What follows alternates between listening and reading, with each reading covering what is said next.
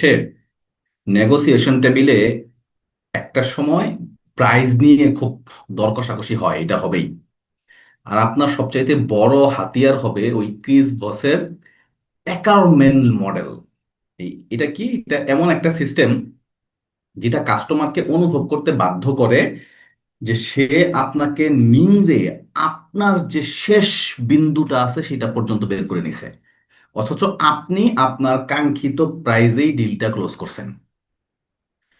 Client মনে করবে সে আপনার কাছ থেকে সর্বোচ্চ কমে প্রোডাক্টটা কিনছে বা সার্ভিসটা কিনছে, কিন্তু আপনি বিক্রি করছেন আপনার নির্ধারিত প্রাইসেই। এই সিস্টেমটা কি? প্রথমে আপনার যে টার্গেট প্রাইস আছে সেটাকে সেট করেন। এরপর শুরুতে এমন একটা এক্সট্রিম অ্যাঙ্কর দেন, যেমন ধরেন এটা আপনার টার্গেটের অ্যাটলিস্ট 65%, যেটা তাদেরকে চমকায় দিবে। এটা তাদের ব্রেইনের যে লজিক্যাল থিঙ্কিংটা আছে এইটা কিছুটা এলোমেলো হয়ে যাবে।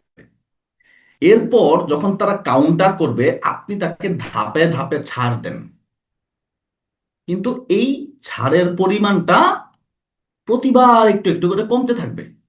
যেমন আপনি প্রাইস দিলেন 100 টাকা, 100 টাকা থেকে আপনি সরাসরি 85% ছাড় দিয়ে দিলেন।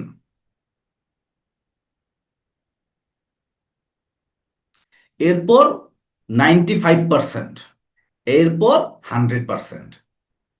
এটা হচ্ছে যে আপনার যে প্রোডাক্ট প্রাইস সেটার চেয়ে 65% বেশি আপনি দাম বললেন। এরপর ওই 65%টাকে যদি আপনি 100% করেন, সেই 100%টা যদি 100 টাকা হয়, সেইটার মধ্যে প্রথম 85 টাকা ছেড়ে দেন। এরপর তাকে 95% মানে 95 টাকা ছেড়ে দেন। এরপরে যে 5 টাকা ছিল অবশেষে, সেই 5 টাকাও ছেড়ে দেন। মানে আপনি যে অতিরিক্ত 65 টাকা নিছিলেন বা দাম বলছিলেন, প্রথমে সেই 65 টাকার একটা বড় অংশ ছেড়ে দিছেন, এরপর আরো 10% বাড়াই দিছেন, এরপরে আরো 5%, মানে কমতে কমতে কমতে কমতে আপনি একদম নাই হয়ে গেছেন। এই যে আপনি ক্রমান্বয়ে এই ছাড়ের পরিমাণটা কমাচ্ছেন কমাচ্ছেন, এতে করে আপনার সামনে যে আছে বা অপর পক্ষের ব্রেইন সিগন্যাল পাচ্ছে যে আপনি একদম লাস্ট সীমানায় এসে পৌঁছাইছেন। আর সব শেষে কখনো রাউন্ড ফিগার বলবেন না। আপনি এইভাবে বলেন যে আমি সর্বোচ্চ 37,893 টাকা দিতে পারবো আপনাকে। এই বেজোড় সংখ্যাটা শুনলে কাস্টমার ভাববে যে আপনি একদম চুলচেরা হিসাব করে এই প্রাইসটা বের করছেন, এবং এর নিচে নামা আসলেই সম্ভব না। এর সাথে একটা নন মনিটরি অফার, যেমন একটা ফ্রি কনসালটেশন বা এই ধরনের কিছু একটা জুড়ে দেন। কাস্টমার বা ক্লায়েন্ট তখন একদম বিজয়ের আনন্দে আপনার সেই ডিলটাকে লুফে নেবে।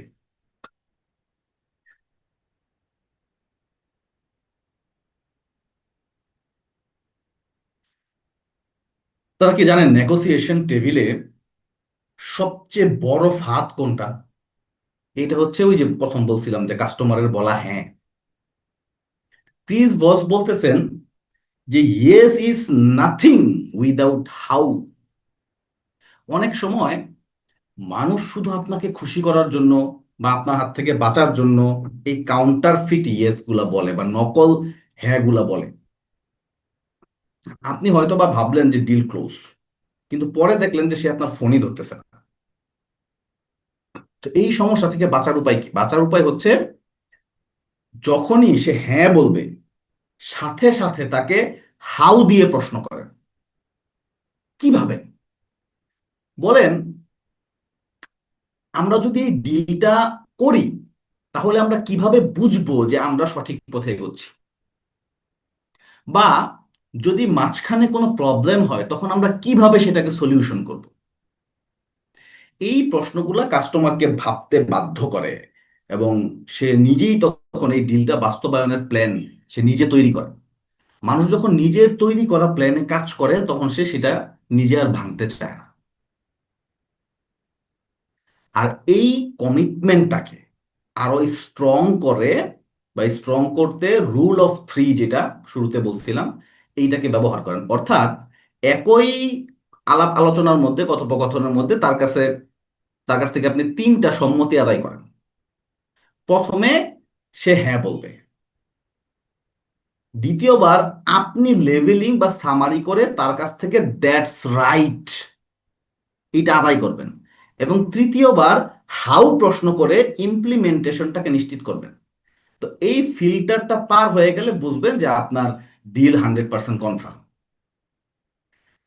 তো এতক্ষণ আমরা সাবকনসাস মাইন্ড হ্যাক করার যে টুলগুলোকে শিখলাম, এবার সেগুলোকে একসাথে করে একটা আলটিমেট পিচ বা প্রেজেন্টেশন তৈরির সময়। ওয়ারেন ক্লাফ এটা দেখাইছেন যে মানুষের অ্যাটেনশন স্প্যান বা মনোযোগ ধরে রাখার যে ক্ষমতা, এটা কিন্তু খুবই সীমিত। এটা আমরা আগে থেকেই কিন্তু জানি, আমরা আর্ট অফ পাবলিক স্পিকিং ক্লাসে এটা নিয়ে আলাপ আলোচনা করছি। তো আপনি যতই চমৎকার ভাবে কথা বলেন না কেন, 20 মিনিটের পর মানুষের ব্রেইন আর নতুন ইনফরমেশন নিতে পারে না, তারা বোরিং ফিল করে। এখন আপনারা এখানে শিখতে আসছেন, ওই মেন্টালিটি নিয়ে বসছেন দেখে আপনারা অনেকক্ষণ আমার ক্লাস করতে পারেন, কিন্তু যখন নেগোসিয়েশন টেবিল হয় তখন এটা হয় না। তাই আপনার যে পিচ, এইটা হইতে হবে শর্ট, খুব ক্রিস্পি এবং ইমোশনালি চার্জড। ক্লাস বলতেছেন যে অ্যাটেনশন ধরে রাখার জন্য আমাদের ব্রেইনে দুইটা কেমিক্যালের রিলিজ ঘটাইতে হয়। এর মধ্যে একটা হচ্ছে ডোপামিন, যেটা আপনারা জানেন, আগে আলোচনা করছি। আরেকটার নাম হচ্ছে নরেপিফেন, এটার নাম কি, নরেপিনেফ্রিন। যখন আপনি নতুন কোনো আইডিয়া বা রিওয়ার্ডের কথা বলেন, তখন ডোপামিন রিলিজ হয়, যেটা মানুষের ভিতরে ডিজায়ার বা আকাঙ্ক্ষা তৈরি করে দেয়। আর যখন আপনি ওই যে টাইম প্রেসার বা লসের ভয় দেখান, তখন এই নরেপ্রিনেফ্রিন যে কেমিক্যালটা আছে এইটা রিলিজ হয়। এইটা তার ব্রেইনে এক ধরনের টেনশন তৈরি করে। তো কাঞ্চন ভাই মার্কেটিং ম্যাজিকেও বলছে যে অফার সবসময় এইরকম হইতে হবে যেন এই শেষ হয়ে গেল, আজকেই শেষ বা এতক্ষণের মধ্যে শেষ, ডিসিশন এখনই নিতে হবে। মার্কেটিং সাইকোলজি বুঝার বাংলাদেশে বসে অ্যাটলিস্ট সবচেয়ে বেটার বই হচ্ছে মার্কেটিং ম্যাজিক। যারা যারা সেলস এবং মার্কেটিং এ আছেন, আপনারা এই বইটা অবশ্যই পড়বেন। দেখেন, আপনার পিচের মধ্যে এই যে আকাঙ্ক্ষা এবং টেনশন, এই দুইটার একটা ব্যালেন্স থাকতে হবে, মানে ডিজায়ার এবং টেনশন, এই দুইটার ব্যালেন্স থাকতে হবে। তা আপনি যখন স্ট্রং ফ্রেমওয়ার্ক, এই স্ট্রং ফ্রেমওয়ার্ক ফলো করে আপনার স্টোরি, আপনার অফার এগুলোকে প্রেজেন্ট করবেন, তখন আপনার ক্লায়েন্ট, সে শুধু আপনার প্রোডাক্ট কিনবে ব্যাপারটা এরকম না, সে আপনার ভিশনের সাথে যুক্ত হয়ে যাবে। স্ট্রং ফ্রেমওয়ার্কটা কি? S for set the frame, T for tell the story, R for reveal the intrigue.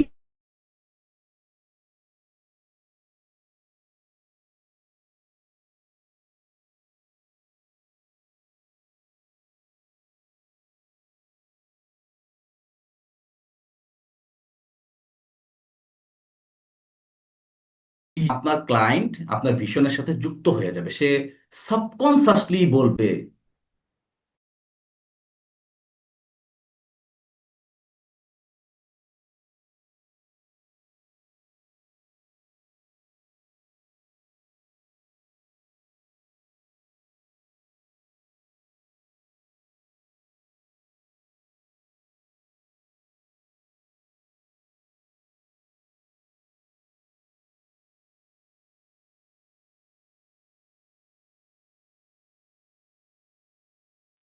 O sorry, আজকে একটু ডিস্টার্ব হচ্ছে, আপনারা একটু কষ্ট করেন। আজকে এখন শোনা যাচ্ছে মেবি? হ্যাঁ, স্ট্রং নিয়ে ডিটেল আলাপ হবে, স্ট্রং নিয়ে ডিটেল আলাপ হবে। তো স্ট্রং ফ্রেমওয়ার্কটা একটু ডিটেলে বলি, যেহেতু নেটওয়ার্ক প্রবলেম ছিল। S for set the frame, T for tell the story, R for reveal the intrigue, O for offer the price, N for nail the hook point, G for get a decision. তো যখন আপনি এই strong ফ্রেমওয়ার্কটা properly present করবেন, এটা follow করে আপনার story, আপনার offer এইভাবে যখন প্রেজেন্ট করবেন, তখন আপনার ক্লায়েন্ট আপনার শুধু প্রোডাক্ট কিনবে না, সে আপনার ভিশনের সাথে কানেক্ট হয়ে যাবে, অ্যালাইন হয়ে যাবে। সে তখন সাবকনসাসলি বলবে যে টেক মাই মানি। আর এইটাই হচ্ছে ইনভিজিবল নেগোসিয়েশনের আসল ম্যাজিক। তো স্ট্রং ফ্রেমওয়ার্কের প্রথম ধাপটা হচ্ছে এস, যেটা বলছিলাম, সেটিং দ্য ফ্রেম। ওরেন ক্লাফ বলছেন যে প্রত্যেকটা সামাজিক যোগাযোগ বা প্রত্যেকটা মিটিংয়ে মানুষের ফ্রেম বা পারসেপশন এগুলো নিয়ে সংঘর্ষ হয়, এবং সবসময় শক্তিশালী যে ফ্রেমটা, আমরা শুরুর দিকে বলছিলাম, শক্তিশালী ফ্রেমটা জিতে যায়। ধরেন আপনি আপনার বসের কাছে গেছেন আপনার প্রোডাক্টের বাজেট পাস করাইতে বা ছুটির আবেদন নিয়ে। আপনি বসের রুমে ঢুকলেন, দেখলেন যে বস ল্যাপটপে কোনো একটা কাজ করতেছে। আপনি তিনি মাথা না তুলেই আপনাকে বললেন যে বসো, আমি আসতেছি। আপনি চুপচাপ বসে রইলেন, 15 মিনিট পর তিনি বললেন যে আমার হাতে একদম সময় নাই, 2 মিনিটে বলো আমি তুমি কি চাও। এই যে আপনি তার কথায় উঠতেছেন বসতেছেন, ওয়ারেন ক্লাফ এটাকে বলতেছে বেটা ট্র্যাপ। আপনি অলরেডি আপনার পাওয়ারটাকে হারায় ফেলছেন, এবং আপনি আপনার বসের পাওয়ার ফ্রেমের নিচে চাপা পড়ে গেছেন। তো এখান থেকে বের হবেন কিভাবে? আপনার এখন দরকার হচ্ছে ফ্রেম কন্ট্রোল। যখন সে বলবে যে আমার হাতে মাত্র 2 মিনিট সময় আছে, আপনি তখন ঘাবড়ায় গিয়া দ্রুত কথা বলা শুরু না করে একটু হালকা হেসে দেন। বলবেন যে দ্যাটস ফাইন, কিন্তু আমার হাতে মাত্র 1 মিনিট সময় আছে। তাহলে সরাসরি আমরা পয়েন্টে চলে যাই। তো ক্লাফ এটাকে বলতেছে একটু ছোটখাটো অবাধ্যতা আর কি, বা স্মল অ্যাক্ট অফ ডিফেন্স। এটা কিন্তু কোনো বেয়াদবি না, বরঞ্চ এটা আপনার বসের যে ক্রক ব্রেইনটা আছে ওইটাকে সিগন্যাল দেয় যে আপনি নিডি না, আপনি মরিয়া না। নেগোসিয়েশনে যেই লোকটা মরিয়া থাকে সে সবসময় হারে। তাই ক্রিস বস তার বইয়ে আরো বলছে যে never be needy for a deal. আপনি যখন ফ্রেমটাকে সেট করবেন, তখন আপনি শুধু আপনার বস কেন, এই ঢাকা শহরের সবচাইতে ঘাটতেরা বাড়িওয়ালার সাথেও এই ভাড়ার নেগোসিয়েশনে আলফা পজিশনে চলে যেতে পারবেন। সুতরাং কথা বলার শুরুতেই এই ফ্রেমটাকে নিজের হাতে নেন। আপনারা শুনলে অবাক হবেন, আমি ঢাকায় যে বাসায় ভাড়া থাকি, যেই ফ্ল্যাটটাতে আমি থাকি, তো এই বাসায় ওঠার সময় আমি 1 টাকাও অ্যাডভান্স দিই নাই। অথচ এইখানে যারাই থাকে এখানে মিনিমাম 1 লাখ টাকা অ্যাডভান্স দিতে হয়। তো অথচ আমার কাছ থেকে আমার বাড়িওয়ালা 1 টাকাও অ্যাডভান্স নেয় নাই। প্রথম চাইছিল, বাট এই যে ফ্রেম কন্ট্রোল, মানে আমাকে পাওয়াটা তার ভাগ্যের বিষয়, যে আমি বা আমার মতো একজন মানুষ তার বাসায় থাকে, এইটা তার প্লেজার। এবং আমি একটা জিনিস খেয়াল করে দেখছি, সে এই যে 1 থেকে 1.5 বছর হয়েছে প্রায় এই বাসায় আমি থাকি, এখন পর্যন্ত এই লোক কখনো আমাকে ফোন দিয়ে ভাড়া চায় নাই। আমার যখন ভাড়া দেওয়ার কথা মনে হয় আমি তখন ভাড়া দিই, উনি কখনো আমার কাছে টাকা চায় না। মাঝে মধ্যে ঠিক আছে ফোন দিয়ে খোঁজ খবর নেয়, অথচ এই লোকের সাথে আমার লাইফে দেখা হয়েছে একবার। The time is 11 p.m. সেই স্ট্রং এর পরের ধাপটা হচ্ছে টি, টেলিং দ্য স্টোরি। আমরা অনেক সময় মনে করি যে নেগোসিয়েশন মানে হচ্ছে যে প্রচুর ডেটা, স্ট্যাটিস্টিক, প্রচুর লজিক, এগুলো দিয়ে একটা ছড়াছড়ি ব্যাপার। দেখেন, আমাদের ব্রেইন এই তথ্যগুলো কিন্তু মনে রাখে না, এত ইনফরমেশন সে মনে রাখতে পারে না, কিন্তু সেই স্টোরিকে নিজের লাইফের একটা অংশ বানায় নেয়। তো নিউরো সায়েন্টিস্টরা এটা বারবার প্রমাণ করছে যে আমাদের ডিসিশনগুলো 95% ইমোশনাল এবং মাত্র 5% লজিক্যাল। দেখেন, আপনি যদি আপনার বাবাকে এটা বুঝাইতে চান যে আপনি ট্রেডিশনাল চাকরি না করে একটা স্টার্ট আপ দিতে চান বা একটা নতুন বিজনেস করতে চান, আপনি যদি তাকে আপনার সম্ভাব্য ইনকামের একটা এক্সেল শিট দেখান, তিনি কিন্তু কখনো রাজি হবে না। কারণ আপনি তার ব্রেইনের লজিক সেন্টারে হিট করছেন, যেটা সবসময় রিস্ক এড়াইতে চায়। এর বদলে আপনি তাকে একটা স্টোরি বলেন না। আমি যেমন এই যে আপনাদের অরিজিন স্টোরি যেটা বা হিরো স্টোরির কথা বলছিলাম, বাবাকে বলেন যে এমন একজনের গল্প বলেন যে ঠিক আপনার মতোই একদম জিরো থেকে শুরু করে আজকে সাকসেস হয়েছে। ওরেন ক্লাফ বলতেছেন যে গল্পের মধ্যে একটা টেনশন বা একটা কনফ্লিক্ট থাকতে হবে, যেটা আমরা আগে আমাদের স্টোরি টেলিং এর ক্লাসে বা পাবলিক স্পিকিং ক্লাসে আপনাদেরকে বলছি। গল্পের মধ্যে টেনশন থাকতে হবে, কনফ্লিক্ট থাকতে হবে, কনফ্লিক্টই টেনশন তৈরি করে। আপনি যখন গল্প বলেন তখন আপনার অডিয়েন্সের ব্রেইন বা আপনি যার সাথে কথা বলতেছেন তার ব্রেইন আপনার সাথে সিঙ্ক হয়ে যায়। তো ক্রিস ভস এটাকে বলতেছে নিউরাল রেজোনেন্স।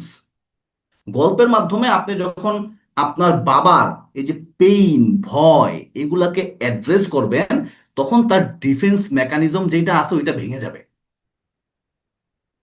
তিনি আর তখন আপনাকে তার প্রতিপক্ষ ভাববে না, তিনি আপনার যে গল্প, যে স্টোরি, ওইটার অংশ হয়ে যাবে।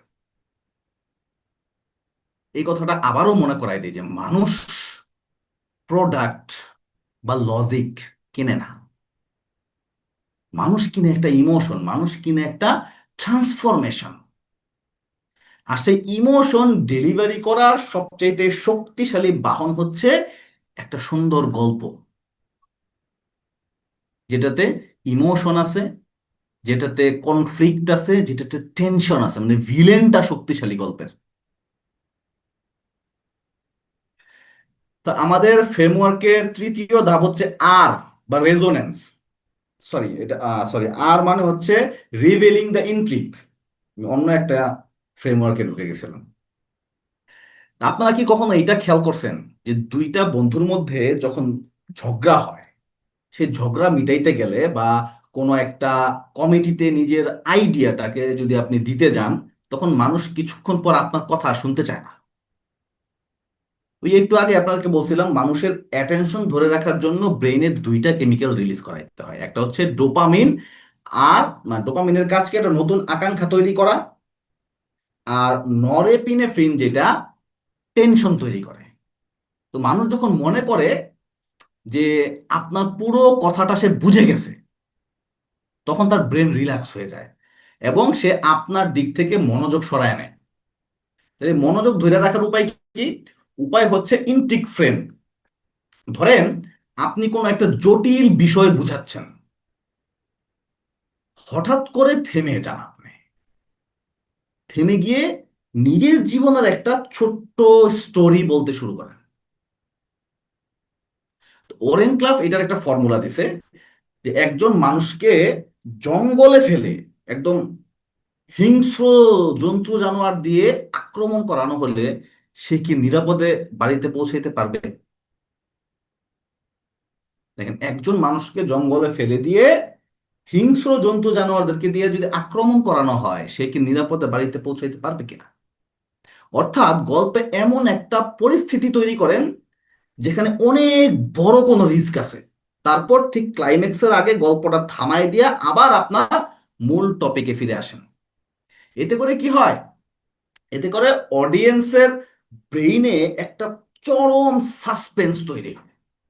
সে ভাববে আরে তারপর কি হইল।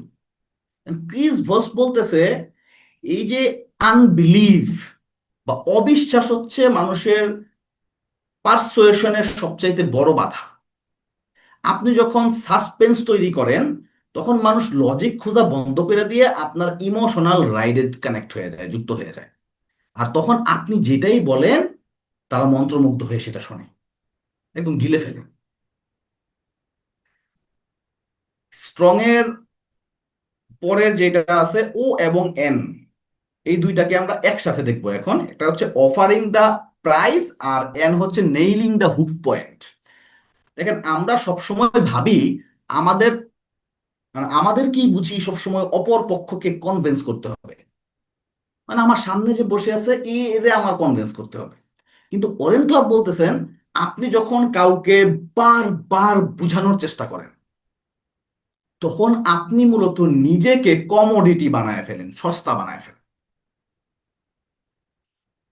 এর বদলে কি করবেন? ওই যে প্রাইজিং টেকনিকটা ব্যবহার করেন, অপর পক্ষকে বুঝান যে আপনি না, বরং তারাই আপনার পিছনে ছুটবে। এখন ইউজুয়ালি ধরেন যে ঢাকা শহরে আপনি একটা ফ্ল্যাট ভাড়া নেবেন, বাড়িওয়ালা বলতেছে ভাড়া ভাই 25,000 টাকা, নিলে নেন, না নিলে নাই। আপনি যদি তখন রিকোয়েস্ট করেন, তাহলে তো আপনি হেরে গেলেন ভাই। এর বদলে আপনি প্রাইস ফ্রেম সেট করেন, বলেন যে আপনার ফ্ল্যাটটা সুন্দর, কিন্তু আমি তো সাধারণত খুব শান্ত পরিবেশ খুঁজি, আমি এমনিতে একজন লং টার্ম ভাড়াটিয়া, তা আমি কেন আপনার ফ্ল্যাটটা নিব, যেখানে পাশের বিল্ডিং এ কাজ চলতেছে। আমারও কিন্তু পাশের বিল্ডিং এ কাজ চলতেছে। দেখেন, এই একটা কথায় পুরো ফ্রেমটা উল্টে যায়। ক্লাস বলতেছে যে মানুষ সবসময় সেই জিনিসটাই বেশি চায় যেটা সে সহজে পায় না। আপনি যখন নিজেকে হার্ড টু গেট হিসাবে উপস্থাপন করবেন, তখন অপর পক্ষের যে ক্রক ব্রেইনটা আছে, এ আপনাকে পাওয়ার জন্য মরিয়া হয়ে উঠবে। আর ঠিক তখনই আপনাকে নেইল দ্য হুক পয়েন্ট করতে হবে, অর্থাৎ তাদের সেই আকাঙ্ক্ষার পিক পয়েন্টে আপনার যে আসল শর্তগুলো আছে ওইটাকে জুড়ে দিতে হবে। এটা মনে রাখবেন যে money is a commodity, you are the price. আপনি অমূল্য, টাকা সস্তা জিনিস। ধরেন আমার বাড়িওয়ালা তো আমার কাছ থেকে টাকাও পায়, আবার আমারও পায়। তার কাছে কিন্তু এই বাসার ভাড়ার চেয়ে আমার ভ্যালু বেশি, কারণ এখানে আমি হচ্ছি তার কাছে প্রাইস, যে আমি তার বাসায় থাকি।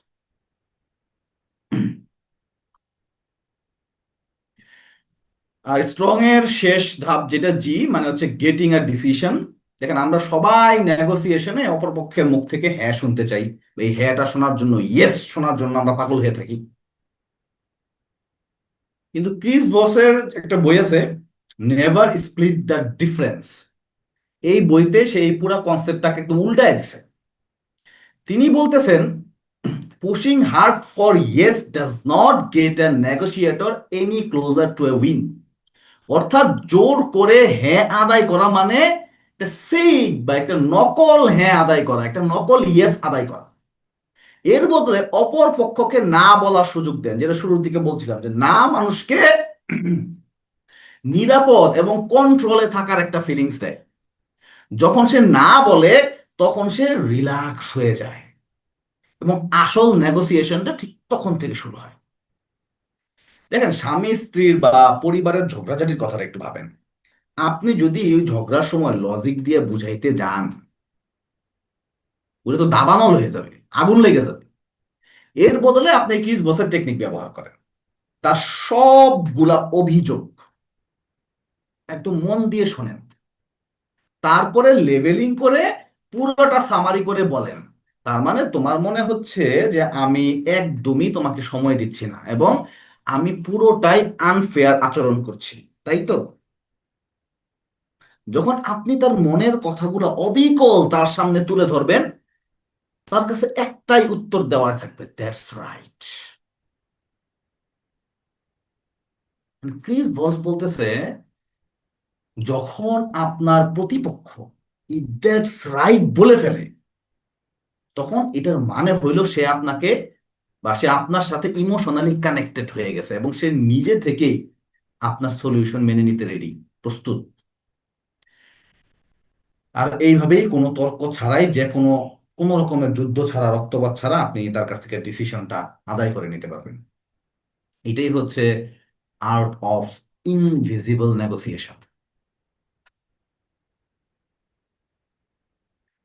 দেখেন, আমরা তো স্ট্রং ফ্রেমওয়ার্ক শিখলাম, কিন্তু আমাদের বাংলাদেশের বাস্তবতায় আমাদের নিজস্ব কালচার আর নিজস্ব ইমোশনের সাথে মিলিয়ে এটাকে কিভাবে কাজ করাবেন।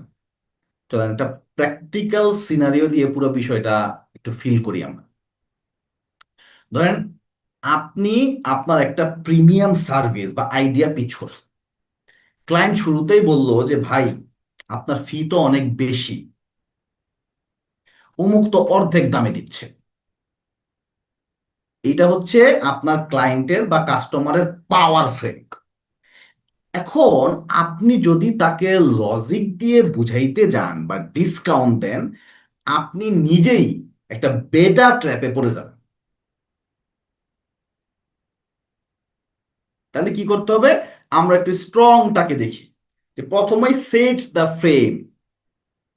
আপনি একটু হালকা হেসে অত্যন্ত বিনম্রতার সাথে একটা আলফা পজিশন নেন, বলেন যে ভাই রিজিকের মালিক তো একমাত্র আল্লাহ, আমরা শুধু উসিলা মাত্র। আপনি যদি শুধু সস্তায় কিছু চান, তাহলে আমি আপনার জন্য সঠিক মানুষ না। কিন্তু আপনি যদি আপনার জীবনের সত্যিকারের ট্রান্সফরমেশন চান, তাইলে চলেন আমরা কথা বলি। এই যে ফ্রেম সেট হয়ে গেল, এইখানে আপনি লিডার, আপনি ফ্রেমটাকে নিয়ে নিন। এরপর টেল দ্য স্টোরি।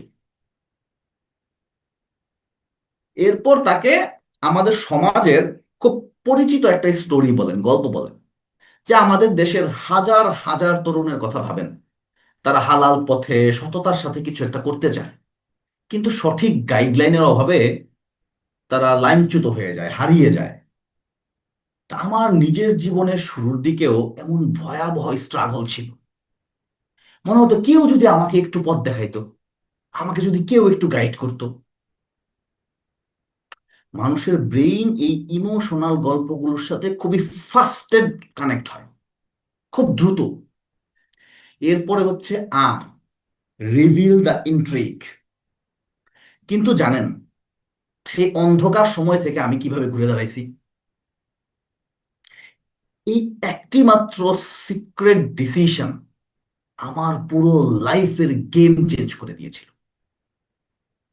এইটা বলে একটু থামেন, তাকে একটু ভাবতে দেন। তার ব্রেইনে যে ডোপামিন আর নরএপিফ্রিন, যে দুইটা কেমিক্যাল আছে, দুটাকে রিলিজ হইতে দেন।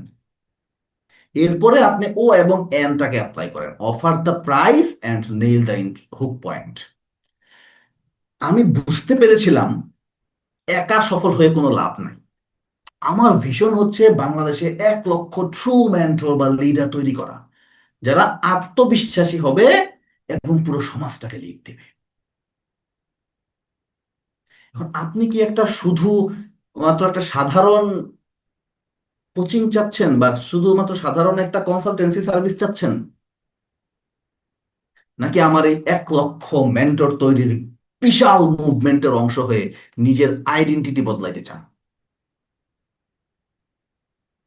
নিজেকে প্রাইজ হিসাবে তুলে ধরেন, তাকে বুঝান যে সে আপনার এই ভিশনে যুক্ত হওয়ার সুযোগ পাচ্ছে, আপনি তাকে সুযোগটা দিচ্ছেন।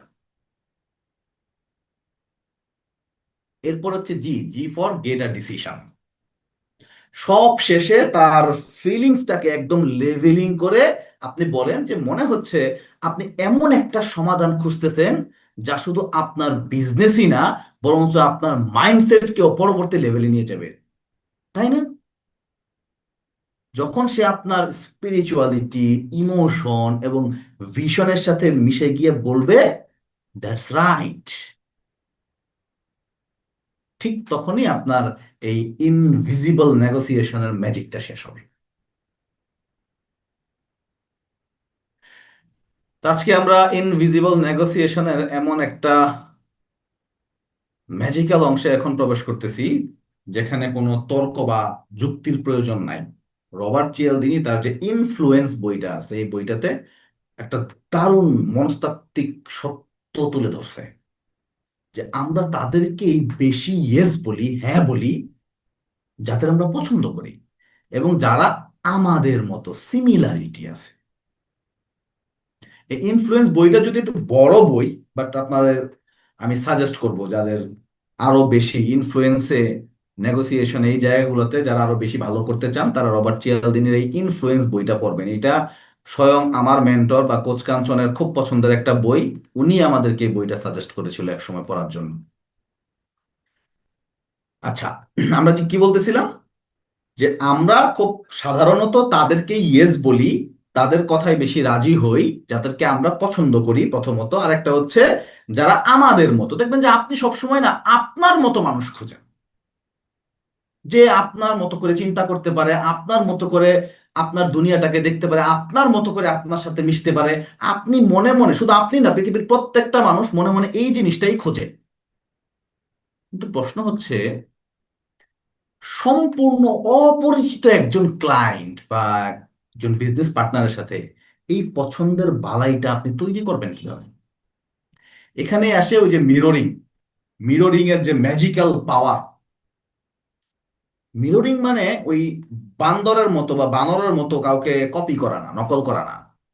এইটা হচ্ছে আপনার ক্লায়েন্টের বলা ওই যে শেষ তিনটা শব্দ আপনার নিজের গলায় জিজ্ঞাসাসূচক টোনে পুনরাবৃত্তি করা। যখন আপনি এটা করেন তখন তাদের সাবকনসিয়াস মাইন্ড একটা খুব গভীর ফিল পায়, স্বস্তি পায়, এবং তারা নিজ থেকে আরো বেশি কথা বলতে শুরু করে। দেখেন, স্পিরিচুয়াল জায়গা থেকে যদি আমরা দেখি, তবে এটার একটা দারুণ গভীরতা আপনাকে অবাক করে দিবেন। রাসূল সাল্লাল্লাহু আলাইহি ওয়াসাল্লাম বলতেছেন যে রূহগুলো, এই যে আমরা কি বলি ইসলামিক দৃষ্টিকোণ থেকে, আমাদের ভিতরে একটা রূহ আছে যেটা মূল আমরা, আমাদের কোর সেলফ, যেটা আমাদের ভিতরে আছে বলে আমরা বেঁচে আছি, আমাদের ভিতর থেকে বের হইলে আমরা মারা যাব।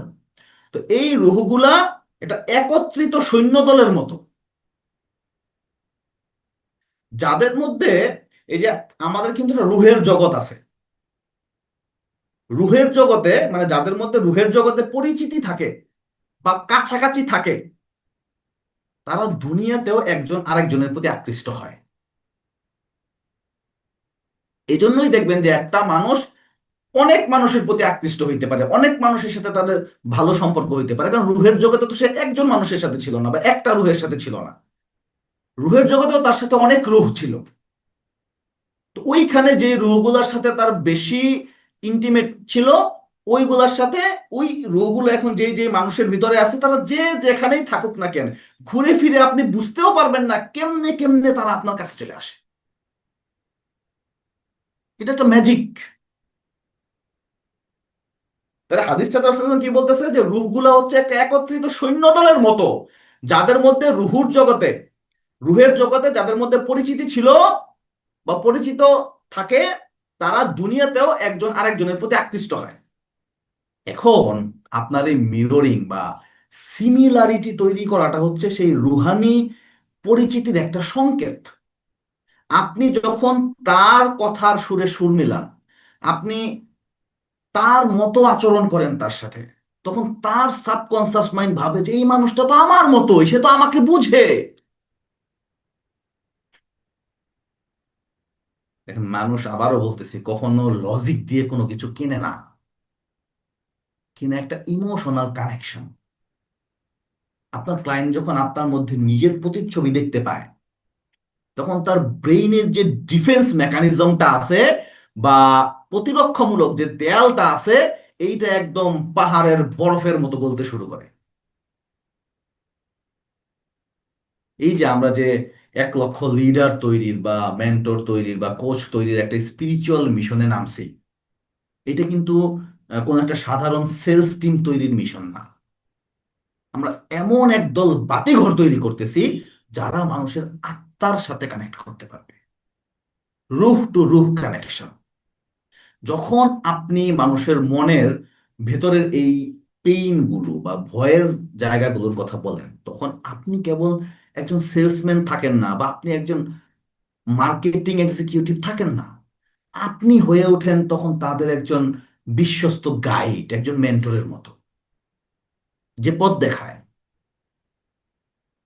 আমি যখন জব করতাম, আমি মার্কেটিং এ যখন জব করেছি, তখন আমার প্রোডাক্ট ছিল সিকিউরিটি টাইপের প্রোডাক্ট, লাইক সিসিটিভি বা কর্পোরেটে পিএ সিস্টেম, পিবিএক্স, এই ধরনের প্রোডাক্ট নিয়ে আমি কাজ করতাম। তো আমি মার্কেটিং এ খুব সাকসেসফুল ছিলাম যখন আমি জব করতাম। এখনো আমার কিছু কিছু ক্লায়েন্ট আছে, ওই সময় আমার ক্লায়েন্টরা, এখন তারা আমার ক্লায়েন্ট না, তারা তো এখন তারা আমার এখন খুব ভালো বন্ধু, তারা মারাত্মক ভালো বন্ধু। এতই ভালো বন্ধু যে তারা আমার সাথে অভিমানও করে।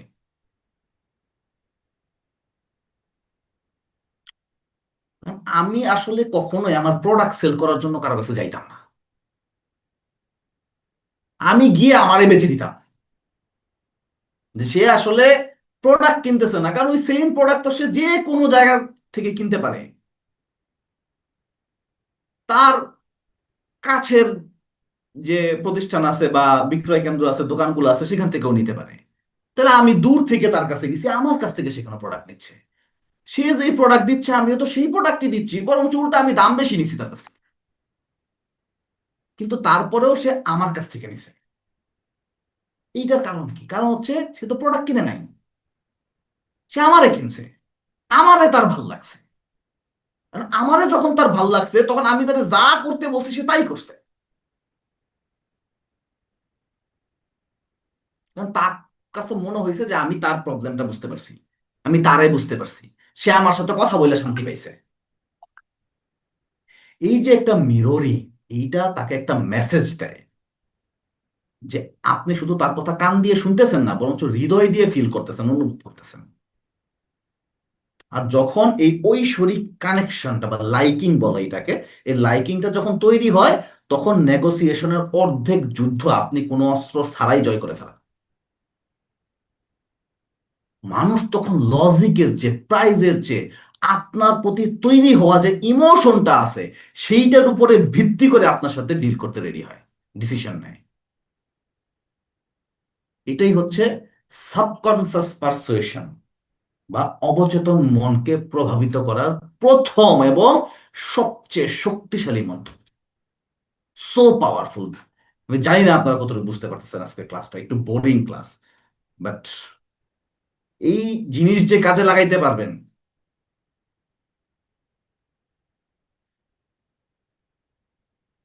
দেখেন, আমরা অনেকেই ভাবি যে নেগোসিয়েশন মানেই হচ্ছে একটা যুদ্ধ, একটা ডিসিশন ডিসিশন ব্যাপার, তর্ক টর্ক করে ফাটায় ফাটায় ফালাবো, একদম হারাই দিব, যার সাথে বসবো আমার সাথে পারবে কেউ?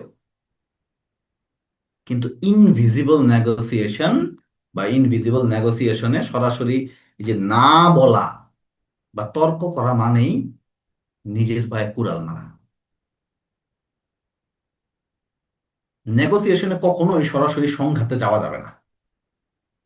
এর পরিবর্তে আমরা ব্যবহার করব ক্যালিব্রেটেড কোয়েশ্চেন্স। এটা হচ্ছে এমন কিছু সুকৌশলী, একদম ওপেন এন্ডেড প্রশ্ন, যেটা তাদেরকে একদম সমাধানের অংশ বানায় দিবে। ধরেন, ক্লায়েন্ট আপনাকে খুব কম বাজেটের একটা অযৌক্তিক অফার দিয়ে বসছে, কোনোভাবেই মানে আপনার ধারে কাছে নাই। আপনি তখন রেগে না গিয়ে, কোনো তর্ক না করে, অত্যন্ত বিনম্র এবং শান্তভাবে বলেন, how how M I suppose to do it? আমি এটা কিভাবে করতে পারি? এটা একটা মারাত্মক, একদম চরম বুদ্ধিবৃত্তিক অস্ত্র। এর মাধ্যমে কি হয়েছে দেখেন, আপনি তাকে ইলিউশন অফ কন্ট্রোল বা নিয়ন্ত্রণ করার বিভ্রমটা দিয়ে দিলেন তাকে। কিন্তু দেখেন, আলোচনার ফ্রেম বা আলোচনার যে কাঠামো, এটা কিন্তু আপনার হাতেই এখন। কিন্তু প্রতিপক্ষ ভাবতেছে যে স্টিয়ারিংটা তার হাতে। আপনি যখন তাকে প্রশ্ন করেন কিভাবে বা কি, আপনি মূলত তাকে বাধ্য করতেছেন তার সমস্যাটা তার নিজের সমস্যা হিসাবে ভাবতে, মানে আপনার সমস্যাটা তার নিজের সমস্যা হিসাবে ভাবতে, এবং সে নিজেই আপনার সুবিধা মতো একটা সলিউশন যাতে বের করে দেয়। দেখেন, স্পিরিচুয়ালি যদি দেখেন, পবিত্র কোরআনে সূরা বাকারার খুব সম্ভবত 83 নম্বর আয়াতে আল্লাহ সুবহানাহু ওয়া তাআলা বলতেছেন যে মানুষের সাথে কথা বলো সবচেয়ে উত্তম পদ্ধতিতে। ওয়াকুলু লিন্নাসি হুসনা। আল্লাহ বলতেছে যে মানুষের সাথে কথা বলো সবচেয়ে উত্তম পদ্ধতিতে। রাসূল সাল্লাল্লাহু আলাইহি সাল্লাম সাহাবীদের শেখানোর সময় দেখেন, সরাসরি তাদেরকে আদেশ না দিয়ে উনি প্রায় প্রায় উল্টা প্রশ্ন করতেন। আপনারা হাদিসগুলো পড়লে কিছুটা বুঝতে পারবেন, আরো ব্যাখ্যা যদি পড়েন ভালোভাবে বুঝতে পারবেন। যে উনি বলতেছে, তোমরা কি জানো প্রকৃত নিঃস্বকে? উনি কিন্তু ডিরেক্ট বলে দিতে পারতো যে ওইটা হচ্ছে প্রকৃত নিঃস্ব। আবার এটা কিন্তু এক রকমের হুক। তো এই প্রশ্নের মাধ্যমে তিনি তাদের চিন্তার জগৎটাকে জাগায় তুলছে, অ্যাটেনশন গ্র্যাব করছে। দেখেন এইটা কেবল যে সুন্দর ব্যবহার তা না, কিন্তু এটা হচ্ছে মানুষের ইগোকে কোনো রকম আঘাত না করে আপনার ছকে নিয়ে আসার একটা ঐশ্বরিক কৌশল। আপনি যখন আপনার ক্লায়েন্টকে সাহায্য করতে বললেন, মানে আপনি আপনার ক্লায়েন্টকে বলতেছেন যে ভাই আমার হেল্প করো, তখন তার ভিতরে যে ইগোটা আছে ও তো ঠান্ডা হয়ে যাচ্ছে, ও শান্ত হয়ে যাচ্ছে। সে তখন আপনার শত্রু থেকে আপনার সহযোগী হয়ে যাচ্ছে, মানে ও আর আপনার প্রতিদ্বন্দ্বী থাকতেছে না, ও আপনাকে তার দলে নিয়ে নিছে বা সে আপনার দলে চলে আসছে। আমরা যে 1 লক্ষ মেন্টরের কাফেলা তৈরি করছি, এটার মূল কাজই হচ্ছে মানুষকে ডোমিনেট না করে গাইড করা। লিডাররা দেখেন কখনো আদেশ দিয়ে কাজ আদায় করে না, তারা এমন ভাবে প্রশ্ন করে যেন মানুষটা নিজেই বুঝতে পারে তার কি করা উচিত। তো এইভাবেই কোনো তর্ক ছাড়াই, কোনো জোর জবরদস্তি ছাড়াই আপনি আপনার ক্লায়েন্টকে আপনার দেখানো পথে হাঁটাইতে পারবেন, আর তারা মনে করবে ডিসিশনটা তারই ছিল। যেমন ভাবে আমরা এখন যত রকমের যা কিছু কেনাকাটা করি, আমরা খুব হ্যাপি থাকি যে নিজের সিদ্ধান্তে কিনছি, নিজের চয়েসে কিনছি। আসলে পুরোটাই আপনার ভুল ধারণা। আপনি আপনার সিদ্ধান্তে কিছু কিনেন নাই, আপনি কিনছেন যে আপনার কাছে বেচছে তার ডিসিশন। সে যেভাবে চাইছে আপনি তার কাছ থেকে সেভাবেই কিনছেন।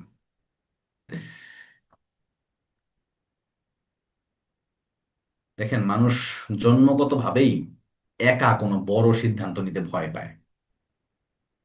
যখন তারা কোনো নতুন পরিবেশে বা কোনো একটা নতুন অফারের সামনে দাঁড়ায়, তখন তাদের মধ্যে একটা অনিশ্চয়তা কাজ করে। মানুষ যখন কনফিউজ বা বিভ্রান্ত থাকে, তখন তারা খেয়াল করে যে আরেকজন কি করতেছে। এটা হচ্ছে সোশ্যাল প্রুফ। দেখেন রিয়েল ব্র্যান্ড যেগুলো আছে, এটা কিন্তু কাস্টমার খোঁজে না, তারা এমন একটা আলো জ্বালায় রাখে যেখানে সঠিক মানুষরাই নিজেদের পথটাকে খুঁজে পায়। আর সোশ্যাল প্রুফটা হচ্ছে ওই লাইট, ওই আলোটা। দেখবেন আপনি কোন একটা শপিং মলে যাবেন, দোকানদাররা আপনাকে ডাকতেছে, ভাই আসেন কি লাগবে, আপা আসেন, এইটা আছে ওইটা আছে। আপনি কখনো দেখছেন ইলিনের শোরুমের সামনে দাঁড়ায় কেউ কাউকে ডাকতেছে কাস্টমারকে? আরং তার সামনে দাঁড় করায় কাউকে ডাকতেছে?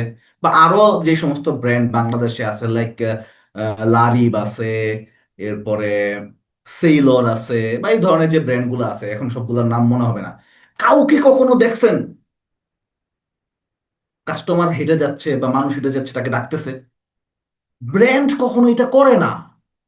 আর ও এমন এক সোশ্যাল প্রুফ ক্রিয়েট করে রাখছে যে যে ওর ক্লায়েন্ট, সে স্বেচ্ছায় গিয়ে ওর কাছে যায়, গিয়ে তার কাছ থেকে কেনাকাটা করে নিয়ে আসে, কোনো ধরনের নেগোসিয়েশন ছাড়াই। কারণ সে একটা ইনভিজিবল নেগোসিয়েশন আগেই করে ফেলছে আপনার সাথে, আপনার ব্রেইনের সাথে। এই যে আমাদের 1 লক্ষ লিডার বা মেন্টর বা কোচ তৈরির যে মিশন, একটু গভীরভাবে চিন্তা করে দেখেন তো, এটা কি আমার একটা বিজনেস গোল? একেবারেই না কিন্তু। এটা একটা স্পিরিচুয়াল মুভমেন্ট, একটা সাইকোলজিক্যাল রেভুলেশন। এটা অন্ধকার থেকে আলোর দিকে যাত্রার একটা বিশাল কাফেলা। এবং এইটা যখন আপনার থাকবে, তখন আপনি পৃথিবীতে যা ইচ্ছা করতে পারবেন। দেখেন ইসলামে উম্মাহ বলতে যে কনসেপ্টটা আছে, বা এই যে জামাত যে কনসেপ্টটা, এটা হচ্ছে সোশ্যাল প্রুফের একটা একদম ঐশ্বরিক এক্সাম্পল। একা ইবাদত করার চেয়ে, আমরা বলছিলাম আপনারা জানেন যে একা ইবাদত করার চেয়ে বা একা নামাজ পড়ার চেয়ে জামাতে ইবাদত করার সব 27 গুণ বেশি। কারণ সেইখানে একটা কালেকটিভ এনার্জি কাজ করে। দেখেন কোরআনে আল্লাহ সুবহানাহু ওয়া তাআলা বলতেছে যে তোমরাই শ্রেষ্ঠ জাতি, তোমাদেরকে মানুষের কল্যাণের জন্য বের করা হয়েছে। আল্লাহ আপনাকে বলতেছে, দেখেন খেয়াল করেন পুরা কথাটা, আমরা শুধু প্রথমটুক শুই না, খুব ফিল পাই যে তোমরাই শ্রেষ্ঠ জাতি। কিন্তু পরের লাইন কি লিখছে, পরের আয়াতের অংশটুকু তোমাদের কি কি বলছে আল্লাহ?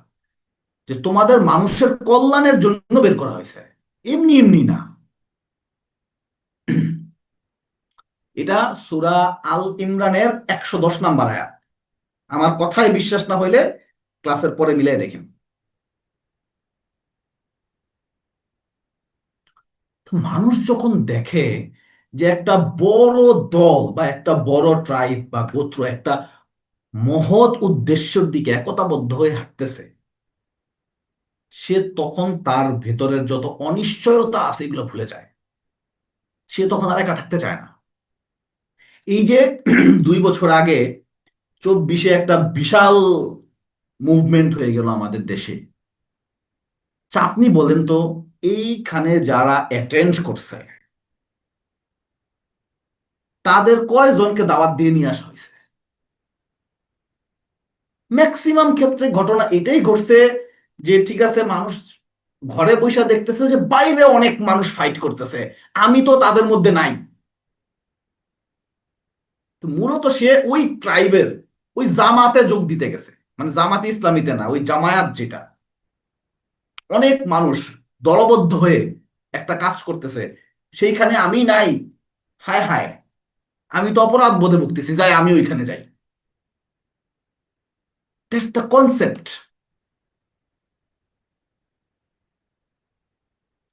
তা আপনার ক্লায়েন্টকে আপনার, বা আপনি যখন আপনার ক্লায়েন্টকে বুঝাবেন বা বুঝাইতে যাবেন বা দেখাইতে পারবেন যে আপ মানে তারা কোনো বিচ্ছিন্ন জায়গায় আসতেছে না বা কোনো সস্তা কোনো কিছু অ্যাকসেপ্ট করতেছে না, এবং তারা এমন একটা মহৎ অর্জনের বা একটা বিশাল মুভমেন্টের অংশ হইতে যাচ্ছে, যেখানে ইতিমধ্যেই হাজারো মানুষ একদম অনেস্টির সাথে কানেক্টেড হয়ে মানুষের এবং নিজেদের জীবন বদলাচ্ছে, তখন তারা আপনার সাথে হাঁটতে বাধ্য হবে। একটা কথা মনে রাখবেন, আলো, লাইট, আলো সবসময় অন্ধকারকে গিলে খায়। আপনি যখন সোশ্যাল প্রুফকে একটা স্পিরিচুয়াল পারপাসের সাথে, একটা বৃহত্তর লক্ষ্যের সাথে কানেক্ট করবেন, তখন আপনার এই ডিল ক্লোজিং আর কোনো সাধারণ সেলস থাকে না। সেটা তখন হয়ে যাবে মানুষের জীবন বদলে দেওয়ার একটা ইবাদত, মহৎ ইবাদত। দেখেন, মানুষ যুক্তির চেয়ে অন্যদের সফলতার গল্প দেখে বেশি অনুপ্রাণিত হয়, বেশি মোটিভেটেড হয়। আর আপনার কাজ হচ্ছে সেই আলোর মিছিলে তাদেরকে সাদরে আমন্ত্রণ জানানো। আমি এই আমার বিগার ভিশনের সাথে আপনাদেরকে যেভাবে রাখি, আজকের যে নেগোসিয়েশনের ক্লাসটা, এইটা হচ্ছে আমার কাছে এখন পর্যন্ত যে আপনারা আসছেন, এখানে আপনারা অনেকে রাইজেও আছেন, রাইজ পর্যন্ত যারা আসছেন, এই প্রসেসে আসছেন। খালি হিসাবটা মিলাই নিন কোনো এক সময়।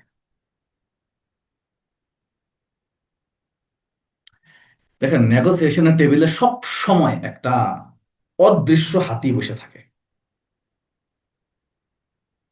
যার মানে হইলো আপনাদের যে পারস্পরিক একটা অস্বস্তি, একটা সন্দেহ, একটা ফিয়ার, ভয়, এগুলো কেউ মুখে স্বীকার করে না।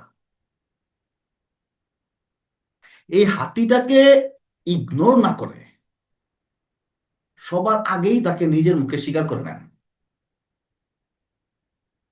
অ্যাকুজিশন অডিট যেটাকে বলে, আমরা শুরুতে ব্ল্যাক সোয়ান দিয়ে যে এক্সাম্পলটা দিছিলাম।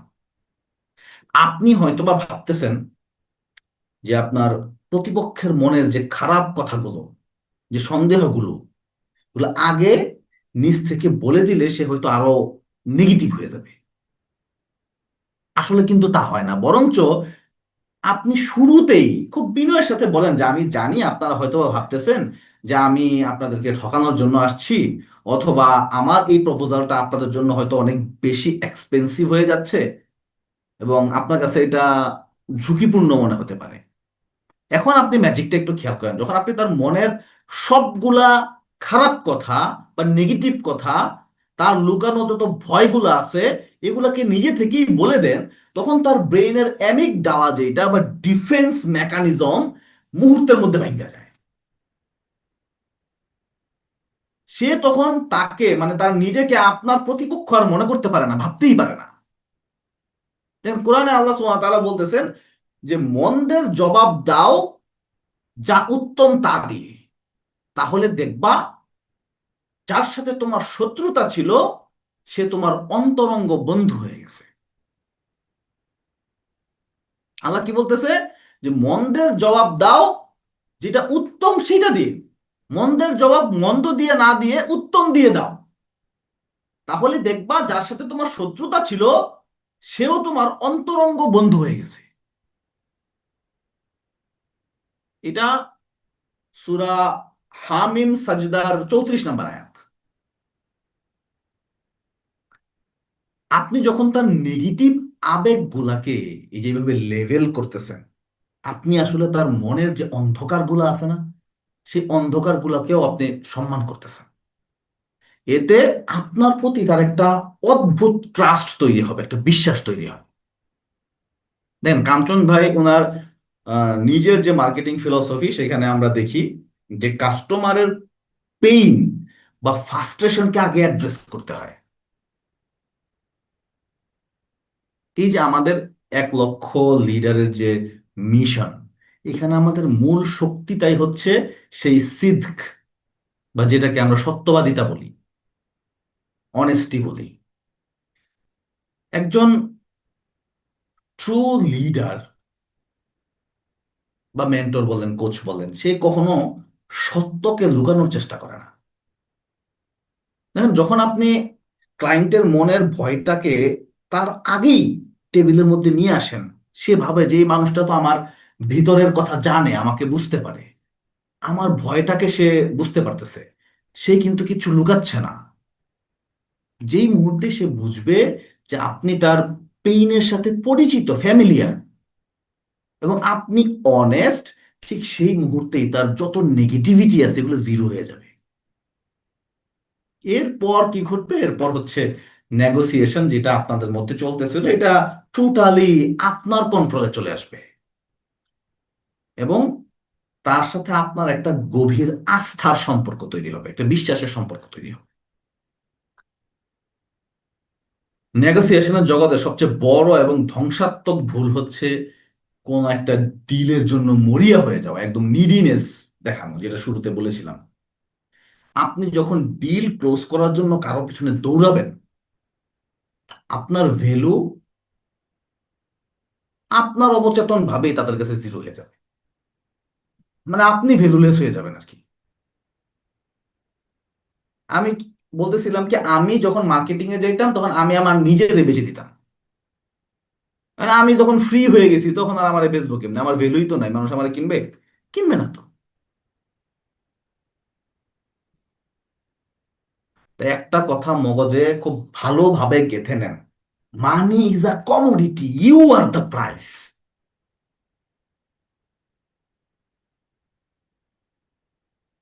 টাকা অনেক মানুষের কাছে আছে, কিন্তু আপনার মতো স্কিল, আপনার মতো অনেস্টি, আর আপনার মতো নিখুঁত সলিউশন তো একটাই। আপনি নিজেই তো একটা প্রাইজ, আপনি নিজেই একটা পুরস্কার,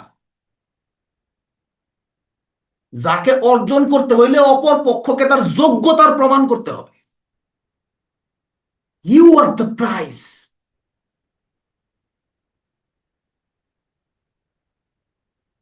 এখানেই আসে আমাদের মানে আপনার ভিতরে সেই স্পিরিচুয়াল আত্মবিশ্বাস, যেটা আধ্যাত্মিক আত্মবিশ্বাস, যেটাকে আমরা বলি তাওয়াক্কুল। আপনার মনে এই অটল বিশ্বাসটা থাকতে হবে যে আমার রিজিক তো আল্লাহর হাতে, সৃষ্টিকর্তার হাতে। আমি এই ডিলটা ছাড়াই খুব ভালো থাকতে পারবো, এটা না হইলেও আমার কোনো সমস্যা নেই। ব্যাপারটা কিন্তু ট্রু। আপনি দিন রাত গাধার খাটনি খাইতেও একটা পয়সা উপার্জন করতে পারবেন না যদি রিজিক তার পক্ষ থেকে না আসে। আমরা না হুদাই নিডি হয়ে যাই, হুদাই মরিয়া হয়ে যাই টাকার জন্য। ওটা তো ভাই আপনি যতই মরিয়া হন লাভ নাই তো। আপনাকে অন প্রসেসে হাঁটতে হবে। মানি, টাকা, বাই প্রোডাক্ট হিসাবে সৃষ্টিকর্তা আপনাকে দিবে, আপনি কতটুকু ইম্প্যাক্ট ক্রিয়েট করতেছেন সেটার উপরে বেস করে। দেখেন কোরআনে আল্লাহ সুবহানাহু ওয়া তাআলা বলতেছেন যে যে ব্যক্তি আল্লাহর উপর তাওয়াক্কুল করে তার জন্য আল্লাহই যথেষ্ট।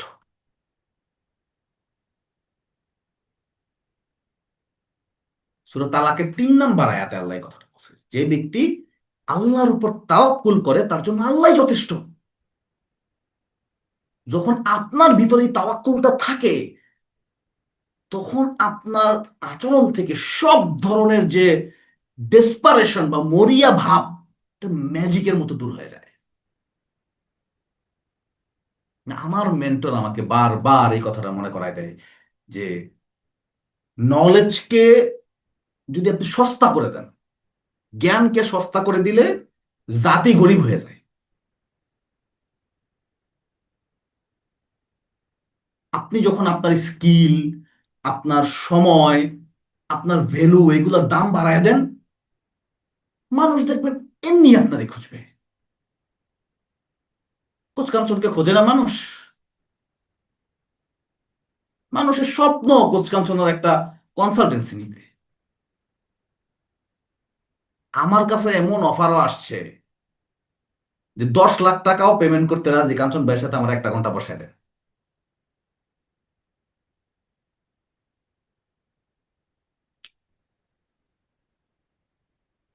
কারণ তার নলেজের প্রাইসটা হাই, তার প্রাইসটা হাই, তাই তার জন্য মানুষ মরিয়া হয়ে আছে।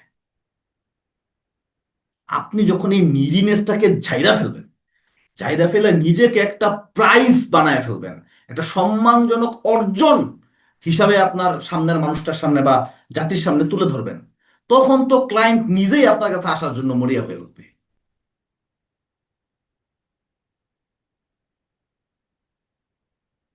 বাংলাদেশের মোটামুটি উল্লেখযোগ্য একটা রিয়েল এস্টেট কোম্পানি কাঞ্চন ভাইকে 10 কোটি টাকার শেয়ার অফার করছিল ফ্রিতে, শুধুমাত্র তার নামটা ব্যবহার করবে। যে এই কোম্পানির মালিকদের মধ্যে কোচ কাঞ্চন একজন। যদিও কোচ কাঞ্চন সেটা রিজেক্ট করছে। বুঝতে পারতেছেন বিষয়টা? ওই যে রিচার্ড ব্রানসনের একটা কথা বলছিলাম, সে ব্ল্যাঙ্ক চেকের অফার রিজেক্ট করছিল। 1 ঘন্টার বিনিময়ে তাকে ব্ল্যাঙ্ক চেক দেওয়া হইতো, সে দেয় নাই। দেখেন, তারা তাদের সাবকনসিয়াস মাইন্ডে ফিল করবে, মানে আপনার ক্লায়েন্ট যার সাথে আপনি নেগোসিয়েট করতেছেন, তারা তাদের সাবকনসিয়াস মাইন্ডে ফিল করবে যে আপনার মতো ভ্যালুয়েবল মেন্টর, লিডার বা কোচ, বা আপনার মতো ভ্যালুয়েবল সলিউশন তারা আর কোথাও পাবে না।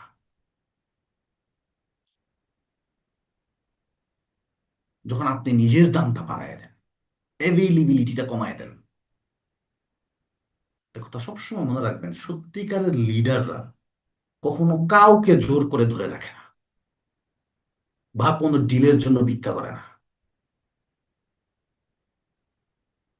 লিডাররা তাদের নলেজ এবং তাদের তাওয়াক্কুল দিয়ে এমন একটা অদৃশ্য অ্যাট্রাকশন, আকর্ষণ তৈরি করে যে মানুষ নিজে থেকেই তাদের সাথে কানেক্ট হওয়ার জন্য, যুক্ত হওয়ার জন্য মরিয়া হয়ে থাকে, মুখায়া থাকে।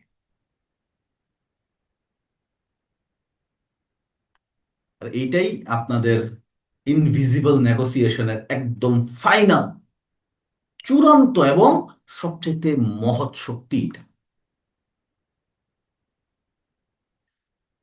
তো এতক্ষণ আমরা অবচেতন মনের অনেকগুলা কৌশল জানলাম, কিন্তু এবার আমরা এমন একটা অস্ত্রের কথা জানবো যেটা পৃথিবীর সবচেয়ে কঠিন মানুষের মনকেও একদম মোমের মতো গলায় দিতে পারে।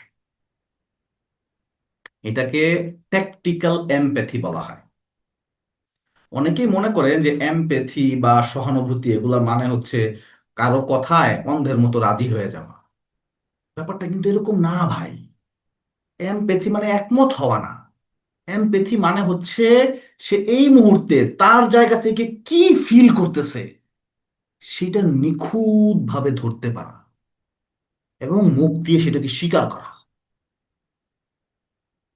আপনি যখন কারো মনের ভেতরের যে ভয়, হতাশা, এগুলাকে বুঝতে পেরে সেগুলোকে লেভেল করেন, তখন তার ব্রেইনের যে অ্যালার্ম সিস্টেম, এটা সাথে সাথে কুল হয়ে যায়, শান্ত হয়ে যায়। একটু স্পিরিচুয়ালি দেখেন, আমাদের প্রিয় রাসূল সাল্লাল্লাহু আলাইহি সাল্লাম, ইনি ছিলেন এমপ্যাথির সবচাইতে বড় এক্সাম্পল। তিনি মানুষের কথা এত গভীর মনোযোগ দিয়ে শুনতেন যে তার সাথে কথা বলা প্রত্যেকটা মানুষ ভাবতো যে নবীজি হয়তো তাকেই সবচেয়ে বেশি ভালোবাসে।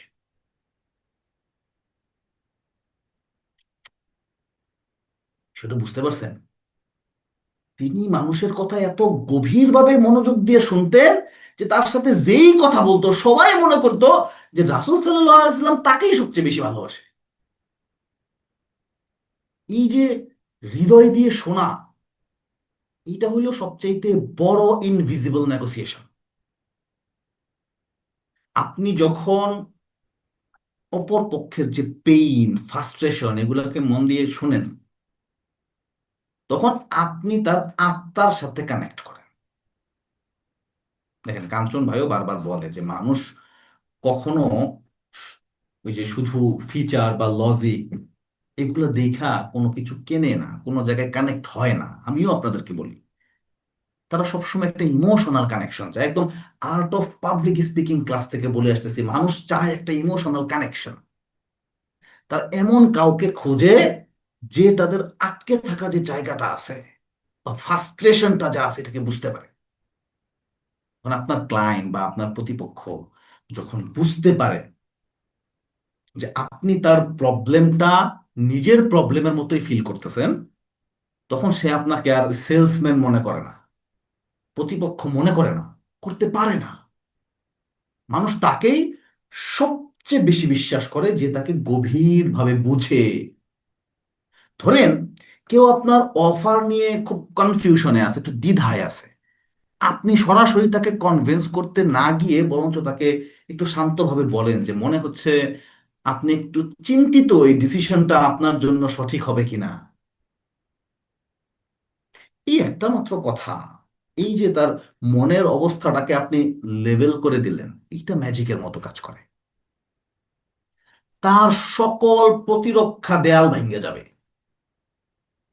তার ভিতরে তখন ডিফেন্স বলতে কিছু থাকবে না। কারণ মানুষ লজিক দিয়ে তর্ক করতে পারে, কিন্তু কেউ যখন তার ইমোশনকে সম্মান জানায়, তখন তার পক্ষে আর তর্ক করা সম্ভব না।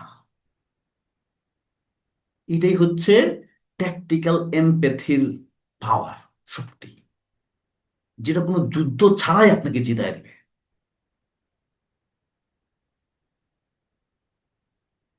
তো ডিয়ার লিডার্স, চ্যাম্পিয়ন্স, আমরা আমাদের এই ম্যাজিক্যাল সেশনের একদম শেষ পর্যায়ে চলে আসছি।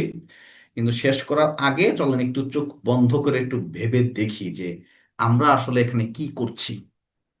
আমরা কি শুধুই এখানে পাবলিক স্পিকিং বা কমিউনিকেশন স্কিল বা নেগোসিয়েশন টেকনিক শিখতে আসছি? না, আমরা এখানে জড় হয়েছি একটা অনেক বড়, একটা অনেক মহৎ লক্ষ্যের জন্য। এই যে আমাদের 1 লক্ষ লিডার তৈরির যে মিশন, এইটা কোন অ্যাজ ইউজাল নর্মাল সাধারণ জেনারেল কোন টার্গেট না। এটা আমার কাছে একটা স্পিরিচুয়াল মুভমেন্ট।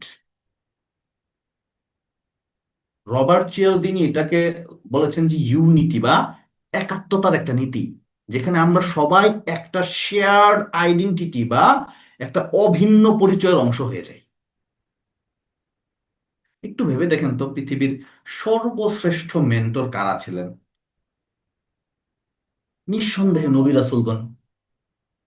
তারা কিন্তু মানুষকে লজিক দিয়ে কিছু বুঝায় নাই, তারা মানুষের আত্মাটাকে টাচ করছিলেন। তারা এই সমাজকে অন্ধকার থেকে একদম আলোতে নিয়ে আসছেন। আজকে আপনারা যারা এই যে কথাগুলো শুনতেছেন, আপনারা কিন্তু সাবকনসাসলি, অবচেতন ভাবেই সেই আলোর মিছিলে কিন্তু যুক্ত হয়ে গেছেন। দেখেন, একজন লিডার, একজন মেন্টর, একজন কোচ কখনো শুধুমাত্র তার ক্লায়েন্ট খোঁজে না। সে একটা মুভমেন্ট বা একটা আন্দোলন তৈরি করে। আপনারা প্রত্যেকেই এই মুভমেন্টের এক একজন লিডার, এক একজন আলোকবর্তিকা, এক একটা বাতিঘর। আপনারা যখন নিজেদের স্কিল ডেভেলপ করতেছেন, তখন আপনি শুধু নিজের জীবনটাকে চেঞ্জ করতেছেন না, বরঞ্চ আপনার মাধ্যমে আরো হাজারো মানুষের জীবন বদলাইতে যাচ্ছে। আপনি নিজেই একটা prize. You are the prize. তো এই স্পিরিচুয়াল কাফেলায় আপনি যত গভীরে প্রবেশ করবেন, আপনার সাবকনসিয়াস মাইন্ড আপনাকে তত বেশি একজন ট্রু লিডার হিসেবে গড়ে তুলবে। আপনি আর সাধারণ সেই মানুষটা নাই। আপনি এখন একজন ট্রান্সফর্মার। আর এই ট্রান্সফরমেশনকে বাস্তবে রূপ দিতে আজকে আপনাদের জন্য দুইটা মজার এবং পাওয়ারফুল হোমওয়ার্ক থাকতেছে। প্রথমত, আপনার ফ্যামিলির কোনো একজন সদস্য বা আপনার পরিচিত কারোর সাথে কথা বলার সময় অন্তত 3 বার এই মিররিংটা প্র্যাকটিস করবেন। তার বলা শেষের 3টা শব্দ রিপিট করে দেখেন সে কিভাবে নিজ থেকে আরো বেশি কথা বলতে শুরু করে। এটা হচ্ছে একটা, এগুলো ভিডিও টিডিও করে দিতে হবে না, করবেন। নেক্সট কোচিং ক্লাসে আমি জিজ্ঞাসা করব কে কে করছেন। আর দ্বিতীয়ত হচ্ছে, ইচ্ছে করে এমন ভাবে একটা প্রশ্ন করবেন যেটার উত্তর আসবে নো। কিন্তু খেয়াল করবেন, না বলার পর ওই মানুষটা কতটা রিল্যাক্স ফিল করে এবং সেইখান থেকে আলোচনাটা কিভাবে আপনার পক্ষে চলে আসে। আর 3 নাম্বার হচ্ছে, the art of public speaking কোর্সের গাইডলাইন ফলো করে আপনারা নিজের জীবনের একটা অরিজিন স্টোরি লিখবেন। এটা আজকেই লিখবেন, যেখানে আপনার স্ট্রাগল, আপনার ঘুরে দাঁড়ানোর গল্পটা থাকবে। এরপর সেটাকে আপনি কালকে ভিডিও করবেন, ভিডিও করে এটা ম্যাজিকের ফেসবুক গ্রুপে পোস্ট করবেন। তো এই নলেজগুলোকে নিজের জীবনের একটা অংশ বানায় ফেলেন, এই ভয়গুলোকে জয় করেন, মানুষের হৃদয়ে জায়গা করে নেন। আমি বিলিভ করি আপনাদের হাত ধরে গড়ে উঠবে আগামীর সেই আলোকিত এবং আত্মবিশ্বাসী এক প্রজন্ম। আজকের ক্লাস এখানেই শেষ করছি। 3 নাম্বার ব্যাচের এটাই শেষ ক্লাস ছিল, সামনে শুধু কোচিং ক্লাসটা আপনারা পাবেন। আর 4 নাম্বার ব্যাচের এটা 4 নাম্বার ক্লাস ছিল, আরো 2টা ক্লাস আপনাদের আছে।